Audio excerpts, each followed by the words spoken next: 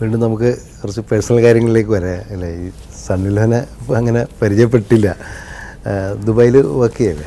ദുബായിൽ നമുക്കൊരു ബിസിനസ് ഉണ്ട്, കെമിക്കൽസിൽ ട്രേഡിംഗ് ഉണ്ട്. ഞാൻ പഠിച്ചു വളർന്നത് ദുബായിൽ തന്നെയാണ്. ദുബായിൽ തന്നെയാണ്. പിന്നെ എഞ്ചിനീയറിംഗ് ചെന്നൈയിൽ മദ്രാസിൽ പഠിച്ചു.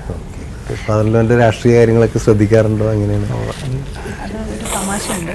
ഞങ്ങളുടെ കല്യാണം കഴിഞ്ഞ് എന്നോട് ചോദിച്ചു, ഫാദർ UDF ആണോ LDF ആണോ?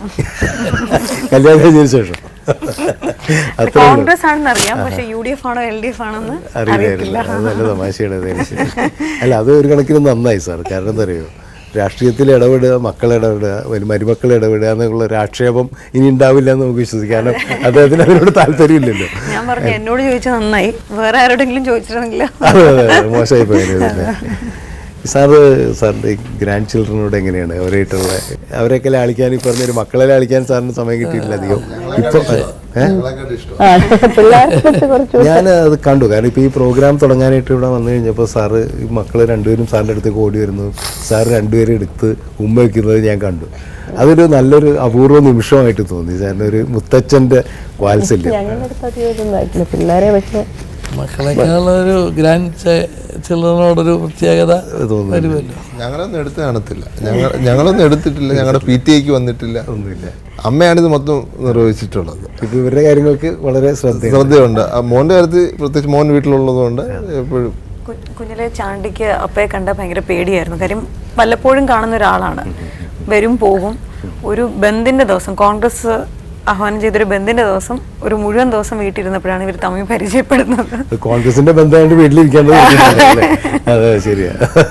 പരിചയപ്പെടണം, അത് കൊള്ളാം സാർ. അപ്പോൾ എനിക്ക് കൂട്ടത്തിൽ ഇങ്ങനെ ചോദിക്കും, ഇപ്പോൾ എല്ലാവരും കൂടി, കുടുംബാംഗങ്ങൾ എല്ലാവരും കൂടിയിട്ട് ഇപ്പോൾ എവിടെയെങ്കിലും ഒരു സ്ഥലത്തേക്ക് യാത്ര ചെയ്യണം, ഒരു സ്വപ്ന യാത്ര. സാർ ഇപ്പോൾ ഒരുപാട് യാത്ര ചെയ്യുന്ന ആളാണ്, പക്ഷെ അത് ഒഫീഷ്യലായിട്ടായിരിക്കും, അല്ലെങ്കിൽ രാഷ്ട്രീയ കാര്യങ്ങൾക്കായിരിക്കും. പക്ഷേ കുടുംബത്തിൻ്റെ കൂടെ ഒരു 4-5 ദിവസം എവിടേക്കെങ്കിലും ഒന്ന് പോകാം എന്ന് ഒരു സജഷൻ ഇവർ എങ്ങാനും വെച്ച് കഴിഞ്ഞിട്ടുണ്ടെങ്കിൽ സാർ എല്ലാ തിരക്കും മാറ്റി വെച്ച് കുടുംബത്തിന് വേണ്ടി അങ്ങനെ ഒരു യാത്ര പോവുകയാണെങ്കിൽ സാർ ഏത് സ്ഥലത്തേക്കായിരിക്കും? പുതുപ്പള്ളിക്ക്.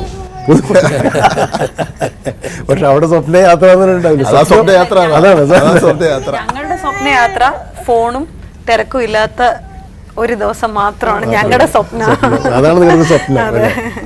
സ്വപ്നം പുതുപ്പള്ളിയാണ്. അപ്പോൾ പുതുപ്പള്ളി മുതൽ പുതുപ്പള്ളി വരെ യാത്രകൾ. ഗ്രാൻഡ് ചിൽഡ്രനൊക്കെ വരികയായിരുന്നു.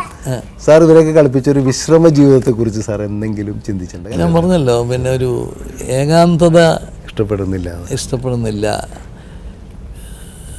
കാരണം എപ്പോഴും ആളുകളുമൊക്കെ ആയിട്ട് ബന്ധപ്പെട്ട് നിൽക്കാനാണ് എനിക്കെപ്പോഴും ഇഷ്ടമുള്ള കാര്യം. അതൊരു ഒരു ഒരു ഒരു ബുദ്ധിമുട്ടായിട്ടോ ഒന്നും ഞാൻ കാണത്തില്ല.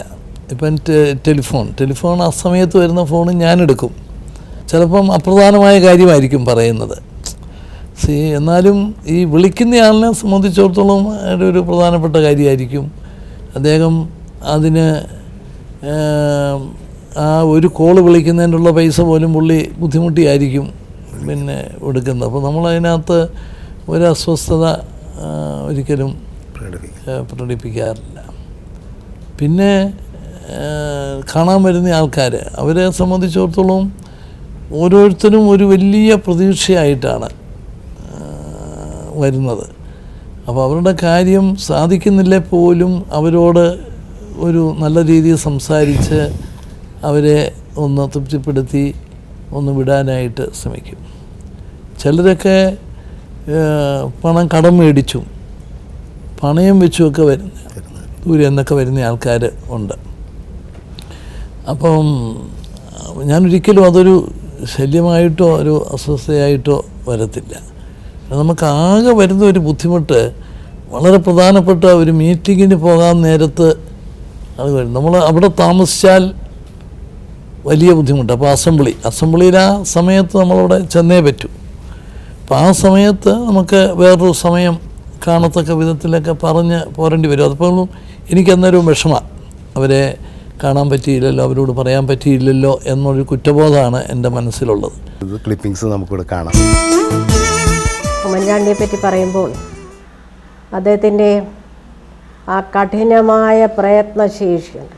അതികഠിനമായ ജോലി ചെയ്യാനും യാതൊരു മടിയുമില്ലാതെ എത്ര മണിക്കൂറുകൾ വേണമെങ്കിലും നിരന്തരമായി ജനങ്ങളുമായി ഇടപെട്ട് പ്രയത്നിച്ച് അവരുടെ പ്രശ്നങ്ങൾ പരിഹരിക്കാനുള്ള ശ്രമത്തിനുള്ള ആ ഒരു വലിയ ശേഷി, സാധാരണക്കാർക്ക് കാണാൻ സാധിക്കാത്ത ആ ഒരു വലിയ ശേഷി, ക്ഷമ, അതിനുള്ള ഒരു ആർജവം, കരുത്ത്, ഇതൊക്കെ അത്ഭുതത്തോടെ ഞങ്ങൾ നോക്കിക്കാണാറുണ്ട്.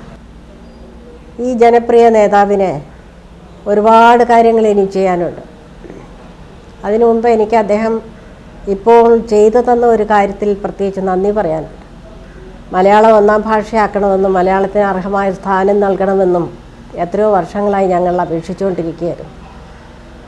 നിരന്തരമായി സമ്മർദ്ദം ചെലുത്തിക്കൊണ്ടിരിക്കുകയായിരുന്നു. അതിന് സാധിച്ചത് ഇദ്ദേഹത്തിൻ്റെ കാലത്താണെന്നുള്ളതിൽ ഞങ്ങൾക്ക് പ്രത്യേക സന്തോഷമുണ്ട്. പെൺകുട്ടികൾക്ക് വേണ്ടിയിട്ട്, സ്ത്രീകൾക്ക് വേണ്ടിയിട്ട്, അക്രമങ്ങൾക്ക്, ലൈംഗികാതിക്രമങ്ങൾക്ക്, ചൂഷണത്തിന് ഇരയാകുന്നവർക്ക് വേണ്ടിയിട്ടുള്ള ഈ ഒരു സംരക്ഷണ സഹായ പരിപാടി, ഇതിൻ്റെ ഒരു പ്രതിരോധ പരിപാടി, ഈ അക്രമങ്ങൾക്കുള്ള ഒരു പ്രതിരോധ പരിപാടി, ഇതെല്ലാം കൂടെ ചേർന്നിട്ടുള്ളതാണ് നിർഭയ.